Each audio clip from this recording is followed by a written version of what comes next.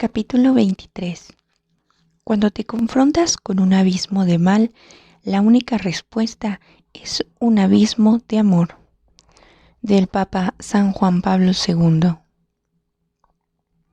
María es la madre de la Iglesia, por lo que cuando aparece en la tierra, como ha hecho a lo largo de los siglos, el Vaticano toma nota e investiga. Nuestra hija Marija nació en la fiesta de uno de los primeros videntes, en 1531. Juan Diego tuvo una serie de apariciones en una colina de México. Nuestra Señora de Guadalupe, como es conocida, se proclamó a sí misma la madre del verdadero Dios que da la vida, y dejó su imagen en la tilma de San Juan Diego. Cuando el obispo local vio la milagrosa imagen que representaba a la Virgen coronada con 12 estrellas, vestida de sol y con la luna bajo sus pies, como está descrita en el libro del Apocalipsis, construyó una iglesia en su honor. Como resultado de las apariciones, millones de nativos se convirtieron al cristianismo. En 1555, 23 años después de la quinta y última aparición, la Iglesia aprobó las visiones de San Juan Diego. El Vaticano ha estado estudiando nuestras apariciones desde el principio. La comisión más reciente, establecida por el Papa Benedicto XVI en 2010, completó su investigación y en el 2014 bajo el Papa Francisco. Pero nunca me ha preocupado por la aprobación del Vaticano porque sé lo que veo. Confío en el plan de Dios y he depositado todo en las manos de Nuestra Señora. Simplemente me centro en mi visión. Como dijo el Padre Slako, una vez, con el tiempo sucederá silenciosamente como la primavera y Medjugorje será aceptada. Mientras tanto, el plan de Nuestra Señora continúa desplegándose. Es importante para la Iglesia ser cauta, pues muchas supuestas apariciones resultaron ser falsas.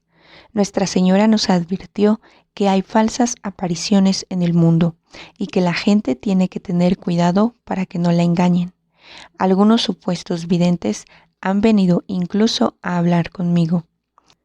Siempre me he preguntado por qué querían contarme sus experiencias. Si en verdad habían visto a Nuestra Señora, ¿qué más necesitan? A veces podía asegurar que estaban mintiendo, pero no me enfrenté a ellos.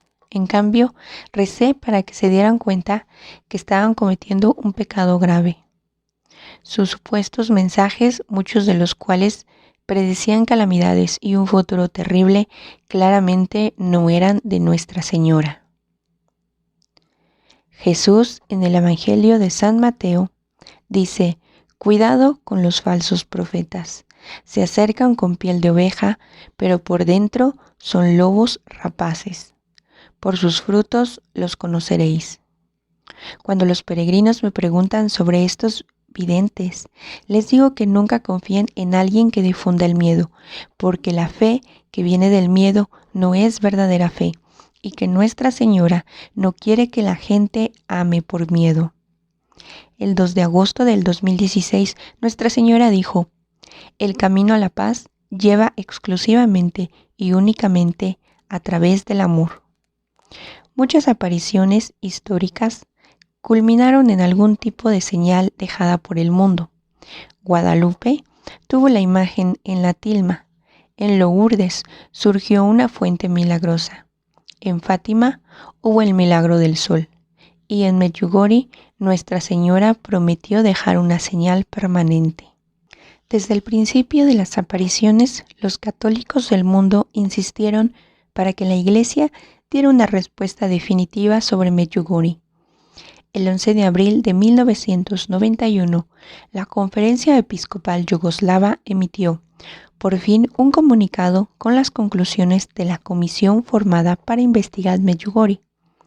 Los obispos dejaron la decisión acerca del carácter sobrenatural de las apariciones abiertas a futuras investigaciones, pero establecieron claramente que la gente podía seguir visitando Medjugorje. Incluso establecieron una comisión litúrgica y pastoral para ayudar a guiar a la parroquia en su atención a los peregrinos. Después de años de ser sometidos a hipnosis, pinchazos de agujas, varios monitores, detectores de mentiras e incluso a miles de preguntas psiquiátricas, en un solo día, varios equipos médicos y científicos establecieron que distintos hechos inexplicables no sucedían al principio de cada éxtasis. Nuestros ojos se dirigían al mismo punto simultáneamente y el movimiento del ojo cesaba. Cuando hablábamos con Nuestra Señora, nuestras laringes se detenían y no se detectaba ningún sonido, pero otros aspectos del habla permanecían intactos. Y éramos prácticamente inmunes a cualquier tipo de sonido alto que explotara en nuestro oído o luces brillantes ante nuestros ojos. Un neuropsicólogo describió a aquellos de nosotros que examinó como, cita, parcial y significativamente desconocidos del mundo exterior. Fin de la cita. Durante nuestros éxtasis y, cito, totalmente normales, relajados, bien integrados y felices. Fin de la cita. Cuando no teníamos una aparición. Otro médico, que había sido escéptico cuando oyó hablar por primera vez sobre las apariciones, concluyó en su informe que el fenómeno era científicamente inexplicable. No encontró elementos de engaño o alucinaciones y añadió, cito, ninguna disciplina científica parece poder explicar estos fenómenos. Estaríamos dispuestos a definirlos como un estado de oración intensa y activa, parcialmente desconectados del mundo exterior, un estado de contemplación de una persona diferente que solo ellos pueden ver, oír y tocar. Fin de la cita. Desde luego, no necesitaba a un médico para que me dijera lo que estaba experimentando o para tranquilizarme diciendo que estaba sana y era honesta. Pero entendí que los exámenes médicos eran importantes para otros. Aunque el obispo de Mostar seguía expresando sus dudas acerca de nuestras apariciones, algunos miembros de la conferencia episcopal expresaron públicamente su apoyo a Medjugorje. El cardenal Franjo Kuharic, arzobispo de Zagreb, describió las conclusiones de la comisión en una declaración. Cito, nosotros, obispos, decía, cita, tras 3 años de estudio por parte de la comisión, aceptamos Medjugorje como un lugar santo, como un santuario. Esto significa que no tenemos nada en contra si alguien venera a la Madre de Dios de un modo que esté conforme a las enseñanzas y creencias de la Iglesia. Sin embargo, se realizarán posteriores estudios. La Iglesia no tiene prisa. Fin de la cita. Pero mientras el informe de la Iglesia abría las puertas a más peregrinos, el creciente conflicto en Yugoslavia la cerró. Miembros de la Comisión para la Nueva Liturgia y la Pastoral habían planificado reunirse por primera vez con el personal de la parroquia de Medjugorje el 27 de junio de 1991. Pero este encuentro nunca tuvo lugar porque Croacia y Eslovenia proclamaron su independencia de Yugoslavia el 25 de junio de 1991, en el 10º aniversario de las apariciones de Nuestra Señora. Marcó el inicio de un periodo oscuro para la religión. A principios de ese año, el 18 de marzo de 1991, Nuestra Señora había aludido a las dificultades que nos esperaban cuando apareció a las 7:30 de la tarde para mi aparición anual. Yo estaba en Medjugorje y había mucha gente presente. Durante la aparición me dio un mensaje para compartir con el mundo. Nos pidió que rezáramos para que fuéramos capaces de difundir la paz y el amor al prójimo, porque esto es más necesario que nunca para vosotros en este tiempo de lucha con Satanás. Añadió, Solo mediante la oración expulsarán a Satanás y al mal que trae consigo. Mientras ascendía al cielo, vi a 3 ángeles esperándola, algo que solo había visto una vez antes, en agosto de 1981. Fue una aparición sorprendente, y no solo a causa de los ángeles. Con Yugoslavia al borde de una guerra, sus palabras sobre la batalla contra el diablo parecían desconcertantemente proféticas. No era la primera vez que nuestra parte del mundo se enfrentara a una guerra. Desde los primeros tiempos de la civilización, la religión que rodea a Medjugorje ha sido una encrucijada de civilizaciones.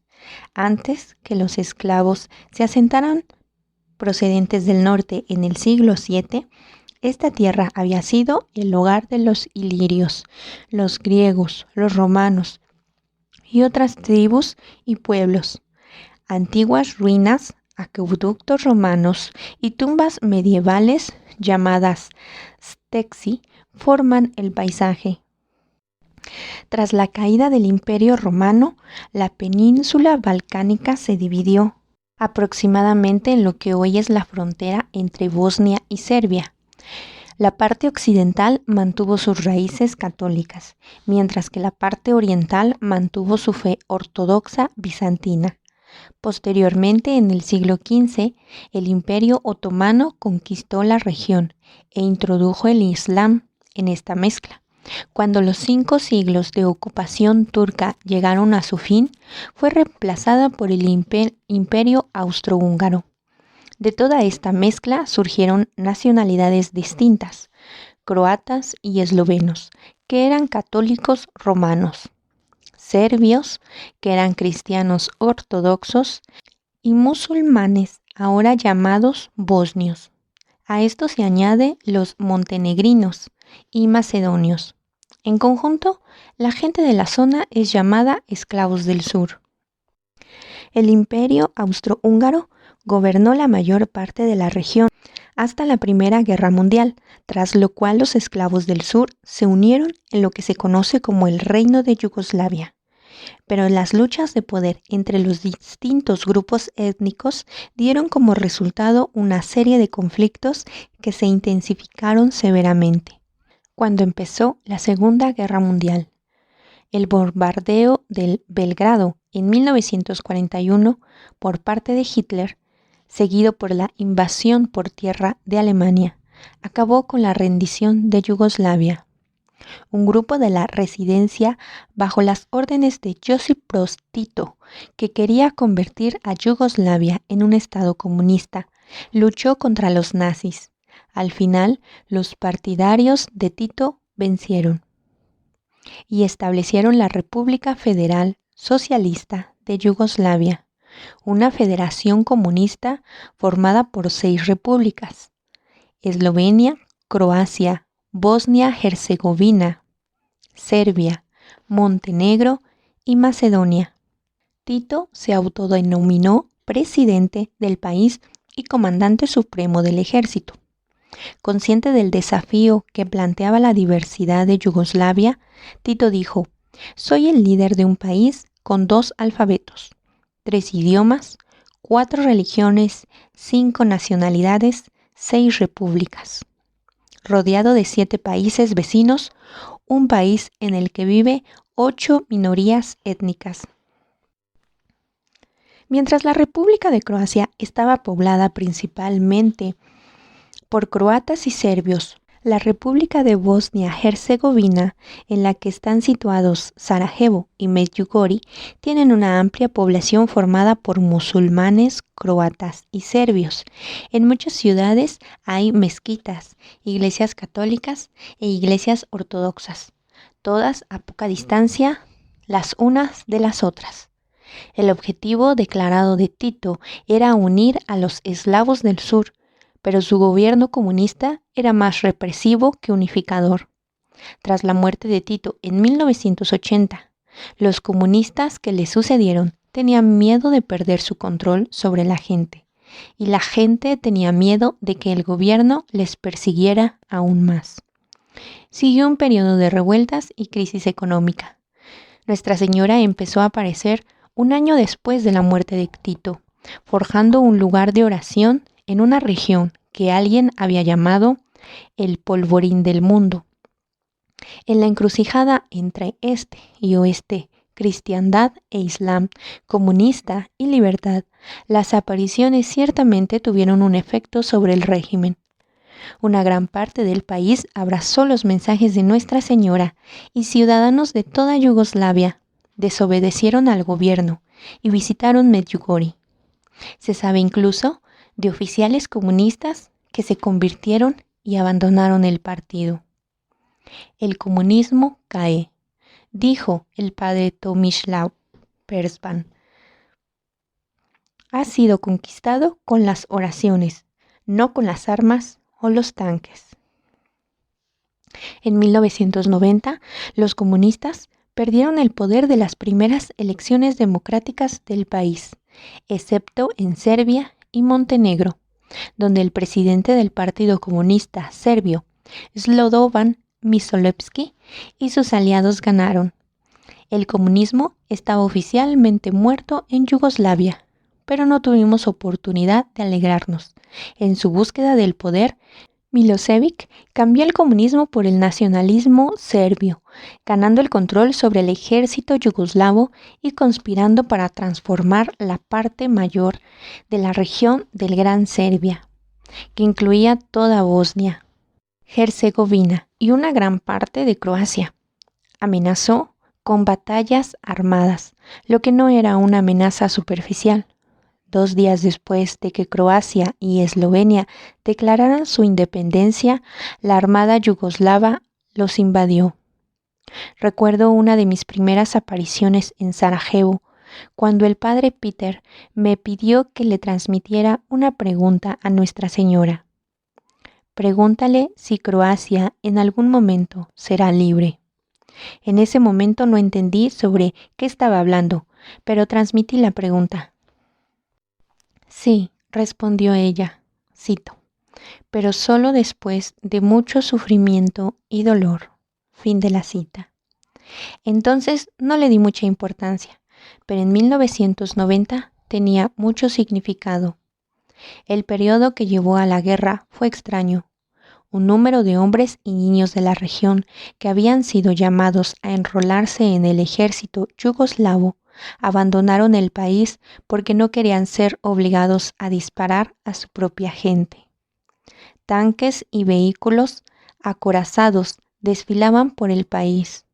El ejército yugoslavo atacó Eslovenia primero, pero se retiró 10 días después y dirigió su mirada a una nueva presa mucho más grande, Croacia.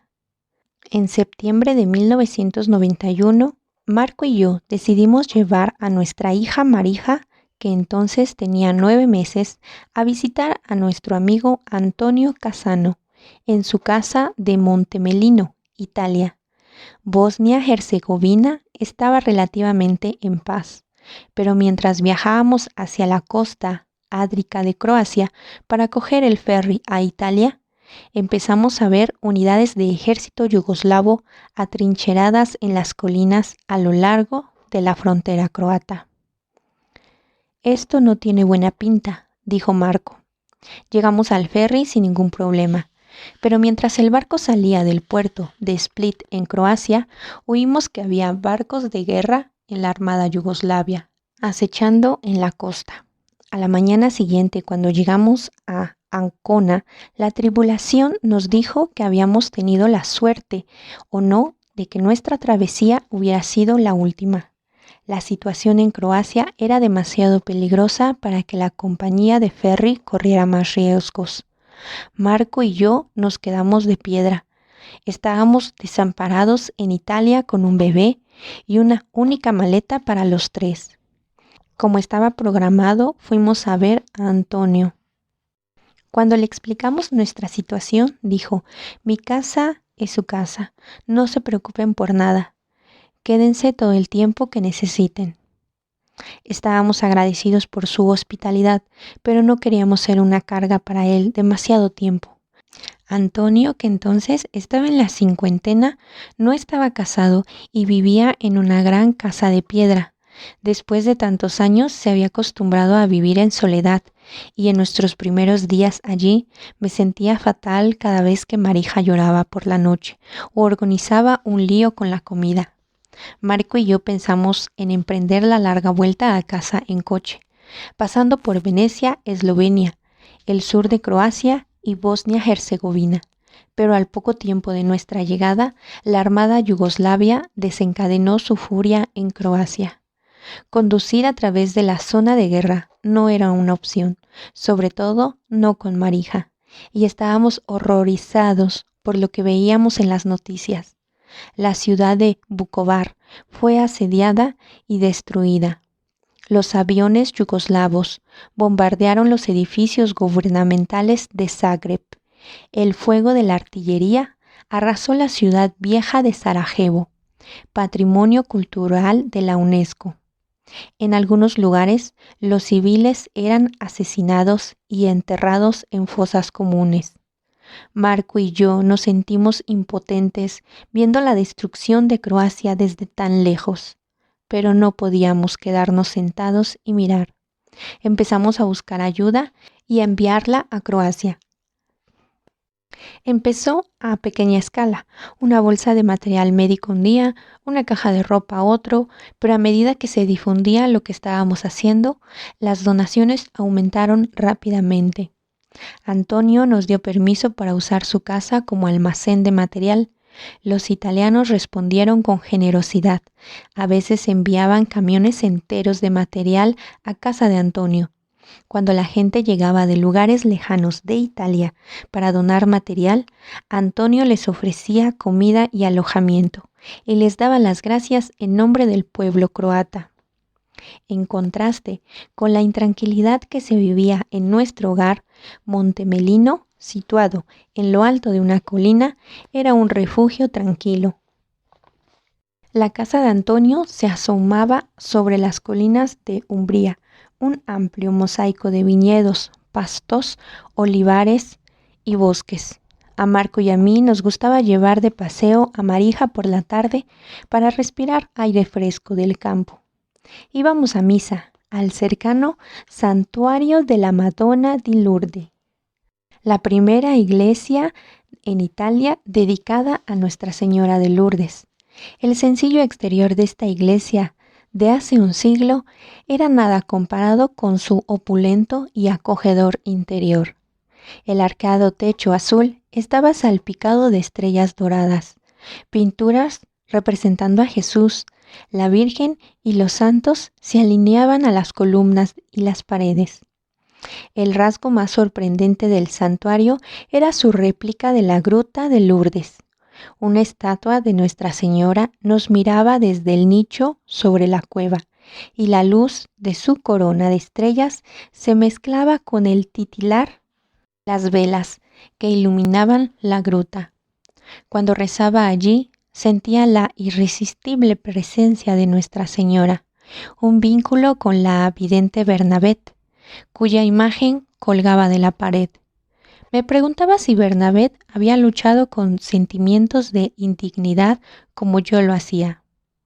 3 veces al día, mañana, tarde y noche, las campanas de la iglesia tocaban la melodía Madre Inmaculada, el himno que se canta durante la procesión nocturna de Lourdes, Francia. La podía oír claramente desde la casa de Antonio y la tarareaba.